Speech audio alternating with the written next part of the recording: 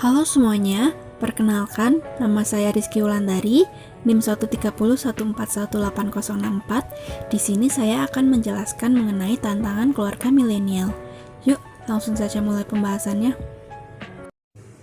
Jika bicara soal keluarga, maka tidak bisa lepas dari konsepnya yang terus berubah seiring dengan perkembangan zaman. Meskipun keluarga tetap saja memiliki fungsi pendidikan, fungsi sosialisasi, reproduksi, dan ekonomi, namun penerapannya bisa berubah sesuai dengan tuntutan hidup. Menjaga hubungan antar keluarga merupakan tugas penting bagi setiap anggota keluarga yang akan menumbuhkan rasa saling memiliki. Jadi, begitu penting peran sebuah keluarga itu. Lalu, apa sih keluarga generasi milenial itu?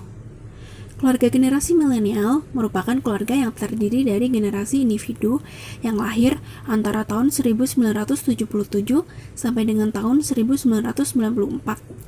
Anak-anak generasi milenial lebih menikmati kemajuan dan kemudahan teknologi yang semakin berkembang pesat.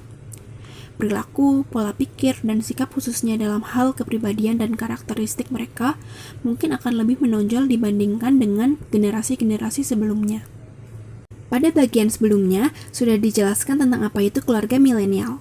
Sekarang, saya akan membahas tentang apa saja tantangan yang dialami oleh keluarga milenial. Tantangan yang pertama yaitu komunikasi. Tantangan terberat bagi orang tua adalah permasalahan yang timbul dalam komunikasi.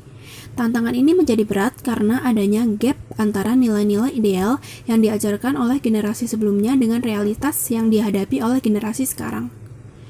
Tanpa adanya komunikasi yang efektif dan intensif antara orang tua kepada anaknya, maka akan menimbulkan kesalahpahaman karena perbedaan pola pemikiran sehingga menimbulkan perselisihan. Tantangan yang kedua yaitu perkembangan teknologi. Banyak orang tua milenial yang beranggapan bahwa mengajarkan teknologi kepada anak-anak mereka adalah bagian dari pendidikan yang penting. Akan tetapi, tetap saja orang tua harus mampu memanfaatkan teknologi ini sebagai tempat untuk membangun hubungan baik antar anggota keluarga dan membangun konsep diri yang positif kepada anak-anaknya. Tantangan yang ketiga yaitu kesulitan pemeliharaan hubungan. Pemeliharaan hubungan adalah menjaga hubungan dalam keadaan stabil sehingga mencegah hubungan tersebut dari penurunan ataupun peningkatan. Bagi kebanyakan orang, ketika mereka berbicara tentang menjaga hubungan, tidak berarti mempertahankan keberadaan suatu hubungan, namun juga berarti mempertahankan kedekatan, mempertahankan kepercayaan, komitmen, kesukaan, dan lain sebagainya. Dan jika seseorang gagal untuk mempertahankan sifat-sifat dasar dari suatu hubungan, berarti orang tersebut gagal dalam mempertahankan hubungan. Banyak sekali tantangan yang dihadapi keluarga milenial. Salah satu tantangan yang sering dihadapi yaitu kurangnya komunikasi. Salah satunya adalah komunikasi interpersonal. Oleh sebab itu, saya akan menjelaskan mengenai komunikasi interpersonal. Komunikasi interpersonal adalah komunikasi antara orang-orang secara tatap muka, yang mana masing-masing orang berusaha agar mempengaruhi persepsi lawan bicaranya. Komunikasi dengan tatap muka langsung memungkinkan masing-masing pihak membaca mimik muka, bahasa tubuh, hingga memungkinkan adanya pelayan ataupun sentuhan yang nyaman antara orang tua dan anak. Dengan komunikasi tatap muka secara langsung, maka akan membentuk realitas kebersamaan dalam keluarga. Suasana ini dapat mempengaruhi relasi dan tindakan keluarga yang hangat dan suportif sehingga dapat saling menghormati dan saling memperhatikan. Komunikasi interpersonal dalam keluarga itu sangat penting. Mengapa demikian?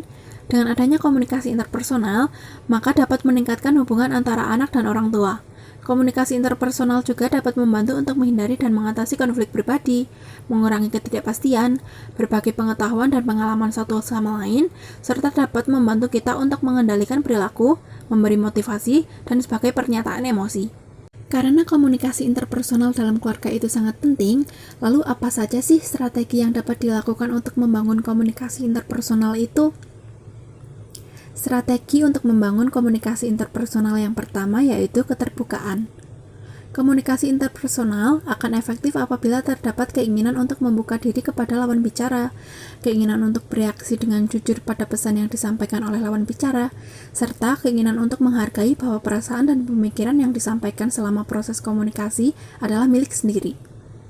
Strategi yang kedua yaitu memiliki empati. Empati adalah ikut merasakan apa yang orang lain rasakan tanpa kehilangan identitas diri sendiri. Melalui empati, kita bisa memahami secara emosi maupun secara intelektual apa yang pernah dialami oleh orang lain. Empati harus diekspresikan, baik secara verbal maupun nonverbal, kepada lawan bicara untuk mengetahui bahwa kita berempati padanya. Strategi yang ketiga yaitu memberikan dukungan. Dalam proses penyampaian pesan sebaiknya menggunakan kata-kata atau kalimat yang deskriptif dan tidak memberikan penilaian atau evaluatif, serta memberikan kata-kata yang bersifat mensupport orang lain. Selain itu, masing-masing pelaku komunikasi bersedia mendengarkan pendapat lawan bicara dan bahkan mengubah pendapat pribadinya kalau memang diperlukan. Strategi yang keempat yaitu memiliki rasa positif. Seseorang harus memiliki perasaan positif terhadap dirinya, serta mendorong orang lain untuk lebih aktif berpartisipasi dan menciptakan situasi komunikasi yang kondusif. Dorongan positif umumnya berbentuk pujian ataupun penghargaan. Dorongan positif akan membuat kita merasa lebih baik. Sebaliknya, dorongan negatif bersifat menghukum dan menimbulkan kebencian, serta akan membuat individu merasa terpuruk. Oleh sebab itu, kita harus selalu berusaha untuk berpikir dan berbicara secara positif. Strategi yang kelima yaitu kesetaraan. Kesetaraan dalam berkomunikasi mengandung pengertian sebagai penerimaan dan persetujuan terhadap lawan komunikasi. Para perilaku komunikasi harus menyadari bahwa semua perilaku komunikasi adalah bernilai dan memiliki suatu unsur penting yang bisa diberikan. Kesetaraan berarti menerima pihak lain atau meminta kita untuk memberikan penghargaan positif tanpa bersyarat kepada orang lain. Dalam berkomunikasi sebisa mungkin kita tidak membeda-bedakan antara individu yang satu dengan individu yang lain. Strategi yang keenam yaitu bersikap suportif. Bersikap suportif dapat dilakukan dengan menyampaikan pesan, menyampaikan perasaan, dan menyampaikan persepsi tanpa membicarakan kelemahan dan kekurangan dari orang lain. Kita juga bisa mengkomunikasikan keinginan untuk bekerja sama, serta mencari pemecahan sebuah masalah. Bersikap suportif juga bisa dilakukan dengan mengajak orang lain untuk bersama-sama menetapkan tujuan dan menentukan cara mencapai tujuan tersebut.